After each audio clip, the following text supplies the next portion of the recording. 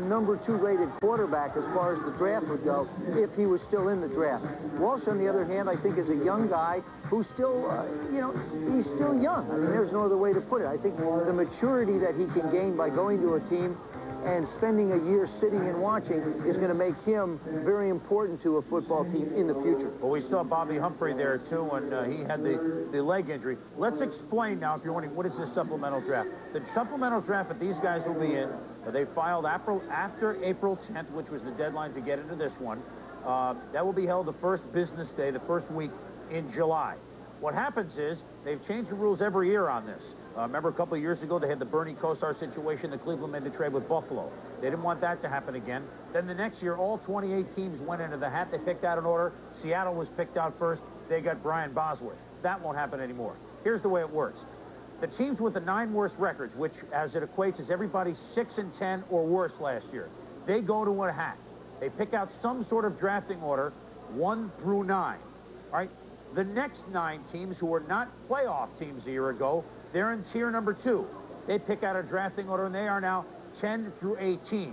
The 10 teams that made the playoffs last year go into another hat, weighted as to their record. They pick out another order, and that's how you establish the supplemental round. What happens is, and they go through it, if you're following, it's scored 6-4 to 3 at home, if you're scoring at home. It will cost you a draft pick in 1990 if you want to make the choice. So one of those worst teams will have a shot at Rosenbaugh. And by going into the supplemental draft, if you followed all that... confused. Well, wait a minute. Instead of Rosenbaugh going maybe 10th or 12th in this round, he could go first and demand top money. That's right. If you're a bad team, a poor team last year, like a San Diego or something like that, you'd have to take a look at these guys next year. Well, you get a chance to take a look at the kid, and for the kid, it adds up to dollars and cents. These kids are going to come out and ask for first round, upper echelon first-round money, which they probably wouldn't have gotten this year. And you get a free ride. You get your guy a year before you spend your first-round I think that's the most important thing, Chris. We're all talking about first-round money, first-round players, first-round. You know, Rosenbaugh would have been a first-round player if he came out this year. Walsh, I mean, they will be first-round players. First-round money. This is something that San Diego can take a chance on not making trades for quarterbacks because they're going to have, somebody's going to get a quarterback like him, like Rosenbaugh or Walsh. Then they can make the deal a little bit later on. There are 3 quarterbacks coming out who can help right now.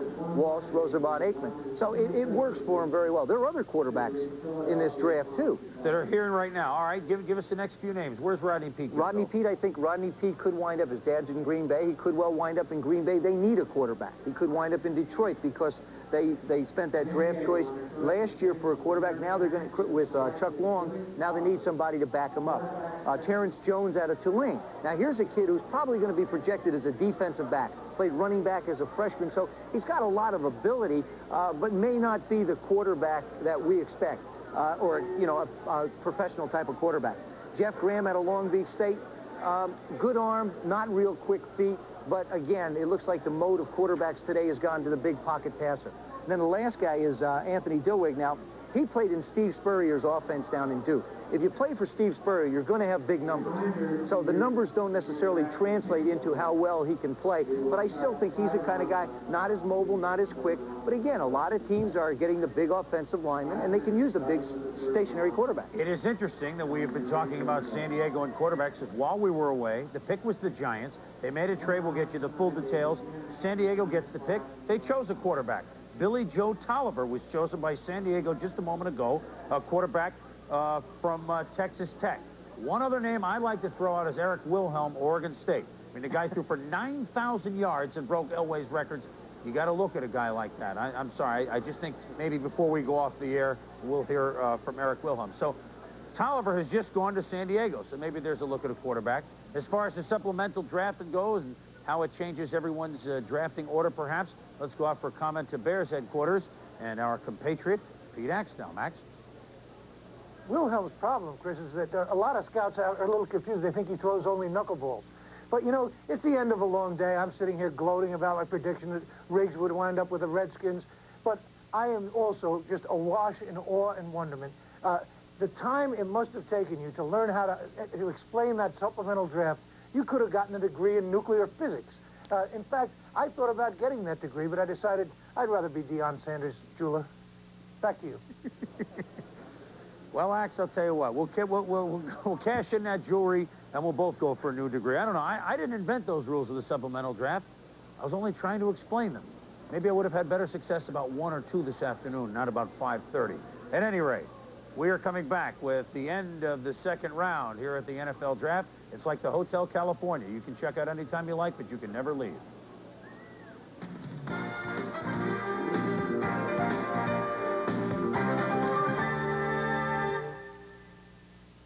Like a lot of business people, I thought all insurance companies were the same. Believe me, there's a world of difference out there. I know, because thanks to the Hartford, we survived the kind of fire that would have wiped out most companies. But with the Hartford's people behind my business, we met payroll. We got back on our feet. So please, don't tell me all insurance companies are the same. They're not. When you need us most, we're at our best. The Hartford. From the shimmering waters of the Caribbean to the 4-star restaurants of southern France, Visa Gold makes sure you're never at a loss for things to do, even if you lose your Visa Gold, because Visa will deliver a new card and emergency cash right to you, anywhere. And emergency cash is something American Express just can't deliver. Visa Gold. It's everywhere you want to be.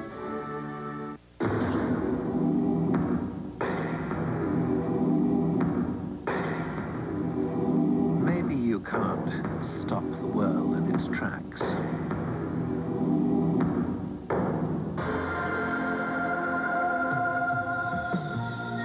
But you can take an alternate route in the Audi 200 sedan.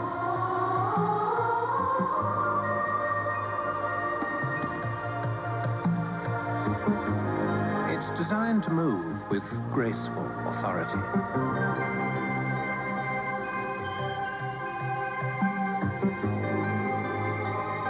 And, of course, it can stop the same way, because its advanced brakes assign stopping power according to the size of the limb. Welcome reassurance for ignoring the ordinary and taking the alternate route.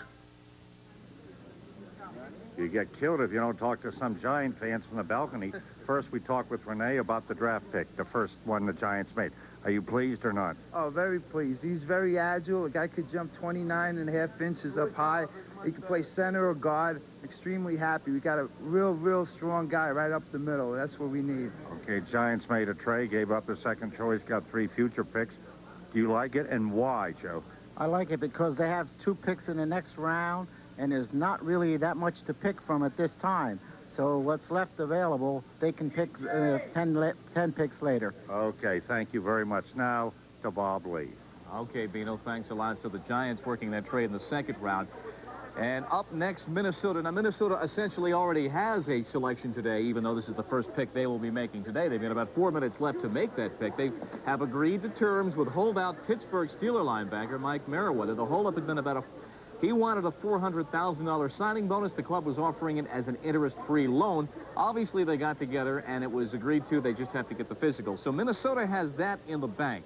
Now, they had an excellent draft last year, but lost badly to some veteran free agents. So here they sit with the first call for Mike Lynn and Jerry Burns. Well, I think they need a left defensive end. I thought, that Matt Brock would have made a lot of sense in the first round. Obviously, they traded that pick for Merriweather. But when you look at the late second, a guy like Brock is still there at this point, a very productive player at Oregon, a very underrated player in the Pac-10 Conference. And that would be my choice if I were the Vikings, looking to replace Bubba Baker, who's aging, and, of course, Doug Martin's coming off that major knee injury. Yeah, statistics can say anything you'd like them to say, and the statistics that we could recite about the second round in the 1980s for the Minnesota Vikings, it has been a disaster area. They've been jinxed. They have not had good second-round luck.